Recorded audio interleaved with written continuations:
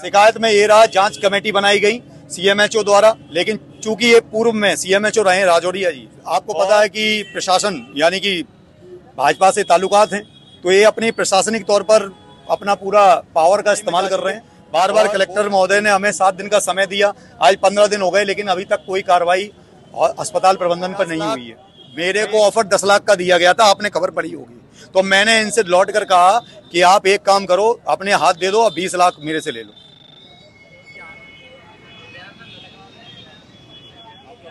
साथियों, अस्पतालों में मरीजों के साथ कई ऐसी घटनाएं होती हैं कि उनकी जान पर बन आ जाती है, और जब अस्पताल संचालक रसूखदार होते हैं, ताकतवर होते हैं, तो ऐसे पीड़ितों को अपनी जान तक गंवाना पड़ती है, उनकी कोई सुनवाई नहीं होती। ग्वालियर में कई ऐसे मामले सामने आते रहे हैं, और एक और मामला हाटीपुर पर आप जैसे देख सकते हैं, यशोदा हॉस्पिटल है। इस हॉस्पिटल में एक महिला इलाज के लिए भर्ती होती है। जैसे आप देखेंगे, ये महिला गुड्डी यादव है, ये हाथ इनका कट चुका है, उल्टा हाथ। इनसे जानना चाहेंगे कि ये पूरा देख सकते हैं, ये पोस्टर लिए खड़ी है इनकी पूरी टीम, पूरी फौज, और क्या कहानी है उनसे ही जानना चाहेंगे। सांस रोकने में परेशानी आई थी और कुछ नहीं था बस। जी हाँ, हाथ में कहीं कोई दिक्कत थी? हाथ में तो कभी दिक्कत ही नहीं आई थी, कभी एक फुंसी भी नहीं हुई मेरे, कभी दिक्कत नहीं आई। मेरे हाथ तो बिल्कुल सही आते, बस खाली सांस लेने में दिक्कत आई मेरे को, बस और कोई दिक्कत नहीं थी। हाथ कैसे कटा? 17 जनवरी को मैं बता, अच्छा, भर्ती कब हुए? 17 जनवरी को माताजी को सांस लेने में दिक्कत थी, तो हमने भर्ती कराया। तो यहाँ पे चिकित्सकों द्वारा बताया गया कि माताजी को फेफड़ों में निमोनिया की शिकायत है, तो आईसीयू में एडमिट कर दिया गया। तो कैनुला लगाया गया, तो उसी तारीख को शाम को 6 बजे माताजी का बायां हाथ काला पड़ना चालू हुआ। जब हमने इसकी शिकायत अस्पताल प्रबंधन से की, तो उन्होंने बोला कि दवाइयों का साइड इफेक्ट है, 1-2 दिन में सही हो जाएगा। तो हमने वेट किया। आईसीयू में चूंकि माताजी थी, तो बदबू आना चालू हुई 2 दिन बाद, तो उन्होंने ऊपर से ड्रेसिंग करना चालू कर दी, हमसे दिखाया नहीं। और जब प्रेशर डाला गया 3 दिन बाद 20 तारीख को शाम को, तो हमसे बोला गया जिस बीमारी के लिए आप आए थे वो बीमारी सही हो गई है, ये काला हाथ क्यों पड़ा है इसका हमें मालूम नहीं है, आप दिल्ली ले जाइए तुरंत।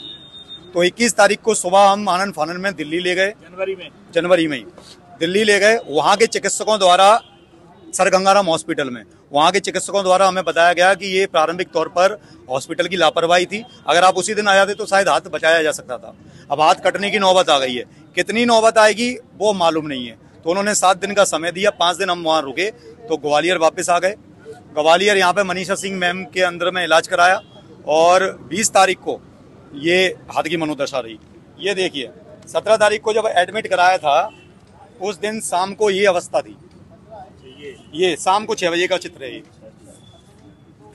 नीला पड़ चुका है, ये नीला पड़ गया है, पड़ा। अब इसके बाद जब इन्होंने रेफर किया तो ये स्थिति थी, इस स्थिति में हमें रेफर किया गया। वहां पे जब दिल्ली ले गए तो ये चीरा लगाया गया, वहां पे ऑपरेशन किया गया माइनर, जिससे 7 दिन का हमें समय दिया गया। और 7 दिन के समय के बाद कटने से पहले हाथ की है मनोदशा, और फिर 20 तारीख को ये हाथ काट दिया गया। हम डॉक्टरों के पास जाते हैं इलाज के लिए, लेकिन डॉक्टर हम जाते एक बीमारी के लिए हैं और लेके जाते हैं दूसरी बीमारी। तो ये पूरी आपने शिकायत वगैरह जो की है, शिकायत ये देखिएगा आप, शिकायत कलेक्टर ऑफिस, सारी जगह जो भी प्रशासन है सब जगह शिकायत कर चुका मैं। शिकायत में ये रहा, जांच कमेटी बनाई गई सीएमएचओ द्वारा, लेकिन चूंकि ये पूर्व में सीएमएचओ रहे राजौरिया जी, और आपको पता है कि प्रशासन यानी कि भाजपा से ताल्लुकात हैं, तो ये अपनी प्रशासनिक तौर पर अपना पूरा पावर का इस्तेमाल कर रहे हैं, और बोल रहे हैं कि एक डॉक्टर पर कार्रवाई नहीं होगी, कि आप चाहे कुछ कर लें। हम बार बार जन सुनवाई में जा चुके, बार बार कलेक्टर महोदय ने हमें 7 दिन का समय दिया, आज 15 दिन हो गए, लेकिन अभी तक कोई कार्रवाई अस्पताल प्रबंधन पर नहीं हुई है। मैं एक शिक्षक हूं, और शिक्षक होने के नाते कानूनी तौर पर सारी प्रक्रिया फॉलो करने के बाद जब पूरी तरह से टूट गया, तो अपने पूरी परिवार के साथ यहाँ धरने पर बैठा हुआ हूँ। क्या नाम है आपका? शैलेंद्र यादव।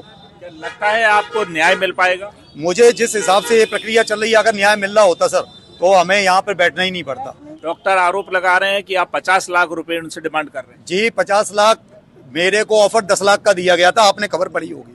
तो मैंने इनसे लौट कर कहा कि आप एक काम करो, अपने हाथ दे दो और 20 लाख मेरे से ले लो। मांग क्या है? मांग ये है, सीधे अस्पताल बंद किया जाए और जो राजौरिया जी हैं और अमित जैन जी हैं उन पर सीधी बात है FIR हो। हाँ, ये कहना गलत है कि उसको गलत इलाज के कारण हाथ कटा है, लेकिन हाँ कुछ एक महिला आई थी हमारे यहाँ, उसका वास्तविकता में वो बहुत सीरियस थी, उसका ब्लड प्रेशर नहीं था, उसकी जो ना पल्स नहीं थी, अनकॉन्शियस थी, मरणासन स्थिति में आई थी। उसको तुरंत वेंटिलेटर पे लिया, उसकी जान बचाई, ICU में भर्ती किया। जान बचाने के बाद जब उसकी हालत ठीक हो गई तब उसको देखा कि उसके हाथ में तकलीफ हो रही थी, तो मैंने उसको रेफर कर दिया। तो रेफर करके वो सर गंगाराम में गई। गंगाराम में जो है ना वो 5-6-7 दिन भर्ती रही। उसके बाद वो JH में आए, बताया कि उसका हाथ कट गया है, ऐसा पता चला। तो वो लगातार धरना दे रहे हैं और शिकायत भी कर रहे हैं, तो क्या शिकायतें सही हैं? नहीं, शिकायत उनकी बिल्कुल निराधार है, लेकिन अगर वो शिकायत कर रहे हैं तो उस पर हमारे CMHO ने संज्ञान लिया, हमारे कलेक्टर मैडम ने संज्ञान लिया है और एक जांच कमेटी मेडिकल कॉलेज लेवल पर निर्धारित की है। वो जांच कमेटी अभी जांच चल रही है, उसमें हमारे सारे डॉक्यूमेंट जमा हो गए हैं और जांच में जो भी कुछ आएगा, निर्णय होगा, उसके आधार पर कार्रवाई शासन करेगा। उसके लिए हम तैयार हैं। दबाव बना रहे हैं? हाँ, वो दबाव बना रहे हैं, वो गलत दबाव बना रहे हैं। वहाँ ऊपर कई तरह से खबरें भी आ रही हैं कि हमें 50 लाख रुपए दो तो हम अपनी शिकायतें विड्रॉल कर लेंगे। डॉक्टर हॉस्पिटल संचालक का कहना है, डॉक्टर RK राजौरिया जो पूर्व CMHO रहे हैं, उनके ही बेटे का अस्पताल है और उनका आरोप है कि ये परिजन 50 लाख रुपए की डिमांड कर रहे हैं। पीड़ितों का कहना है कि हमने कोई डिमांड नहीं की, बल्कि उल्टे अस्पताल प्रबंधन ने हमें 10 लाख रुपए का ऑफर दिया था। न्याय के लिए भटक रहे हैं, न्याय चाहिए और न्याय सिर्फ इतना कि अस्पताल में ताला लगना चाहिए, ऐसा इनका कहना है।